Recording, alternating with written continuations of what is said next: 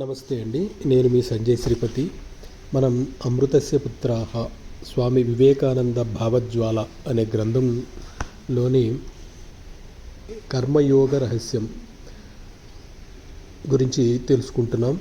అందులో ఈరోజు ఏది ఏమైనా మానవ స్వభావంలో ఒక దోషం ఉంది. అదేమిటంటే మనిషి ఎప్పుడూ ఆత్మపరిశీలన చేసుకోకపోవడం. ప్రతివాడు తాను ఒక మహారాజులాగా సింహాసనం మీద కూర్చోవడానికి సమర్థుణ్ణి అనుకుంటాడు. అతడు సమర్థుడే అయినా ప్రస్తుతం తానున్న స్థితిలో తన బాధ్యతను చక్కగా నిర్వర్తించగలిగానని అతడు ముందు నిరూపించుకోవాలి. అప్పుడు మాత్రమే మరింత ఉన్నతమైన బాధ్యతలు అతడికి అప్పగించబడతాయి. మనం ఈ ప్రపంచంలో చిత్తశుద్ధితో పనిచేయడం మొదలుపెట్టినప్పుడు ప్రకృతి మనల్ని ఎడాపెడా వాయిస్తుంది. త్వరలోనే మన స్థానం ఏమిటో మనకు తెలిసేలా చేస్తుంది.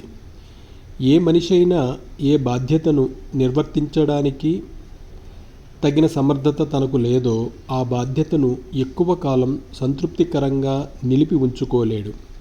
ప్రకృతి ఆ విధంగా చేసే న్యాయ నిర్ణయానికి వ్యతిరేకంగా సణిగి ప్రయోజనం లేదు.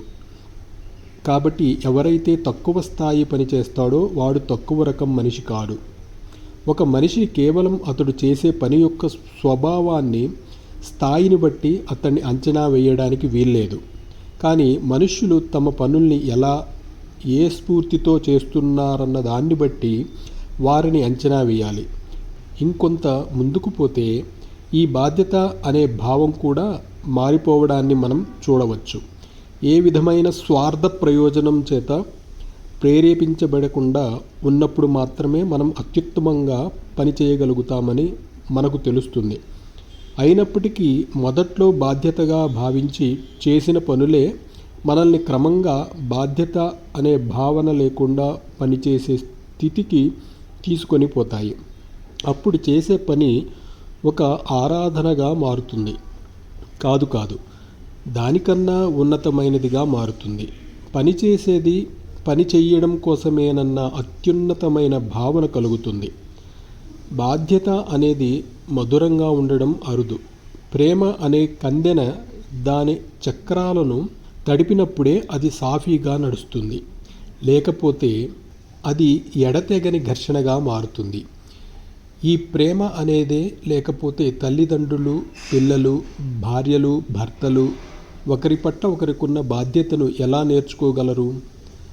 ప్రతిదినం జీవితంలో ఘర్షణను ఎదుర్కొనే సందర్భాలు ఎన్ని లేవు? ప్రేమ ద్వారా మాత్రమే బాధ్యత తీయదనాన్ని పొందుతుంది.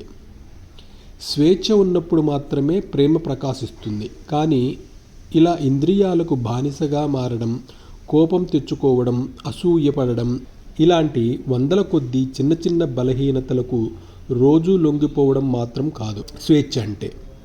జీవితంలో మనం రోజు ఎదుర్కొనే ఈ చిన్న చిన్న ఘర్షణలన్నింటిలోనూ స్వేచ్ఛ యొక్క అత్యున్నతమైన ప్రతిరూపం సహనమే. రామాయణంలోని ఉడతలాగా ఉండండి. లంకకు సేతువు కడుతున్నప్పుడు వానరులు పెద్ద పెద్ద కొండలను ఊడబెరికి సముద్రంలో వేసి వాటి మీద రాళ్లను, చెట్లను పరిచారు. ఈ విధంగా పెద్ద వారధి తయారైంది. కథ ప్రకారం ఒక చిన్న ఉడత ఇసుకలో పొర్లి తన వంటికి ఇసుక అంటించుకుని సేతువు మీదకు పోయి అక్కడ ఆ ఇసుకను మిదల్చసాగింది.